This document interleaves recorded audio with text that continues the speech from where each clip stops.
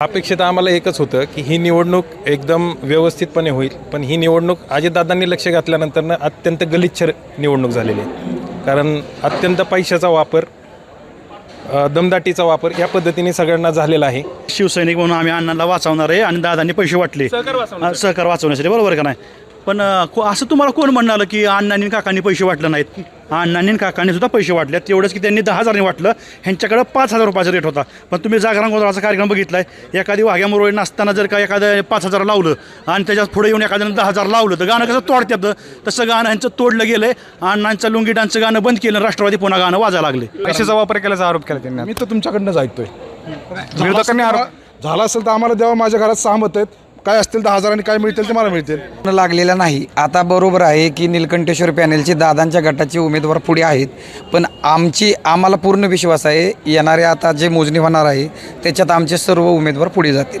सलग 5 वर्ष मी महाराष्ट्रातला 1 नंबरचा भाव तुम्हाला कायम मिळवून देईल महाराष्ट्रात, हा शब्दावर विश्वास ठेवून हा मतदार राजा आज जागा झालाय. म्हणून विरोधकाच्या बालेकिल्ल्यामध्ये आज त्यांचा बुरुज ढासळताना दिसतो. शक्तीचाच पूर्ण वापर, त्यांची सगळी सीट लागते असं काही होणार नाही. सभासद 8 जण आता आघाडीवर आहेत. 8 जण आघाडीवर 8 जण आघाडीत, पण त्या अजून पूर्ण झालेलेच नाहीत ना, अजून बऱ्याच फेऱ्या बाकी आहेत. बरेच गट, बारामती गटात अशी परिस्थिती आहे की 10,000 रुपये देऊन वरून 50च्या नोटा टोकन म्हणून दिल्या गेल्यात, हे तेही नाकारू शकत नाहीत.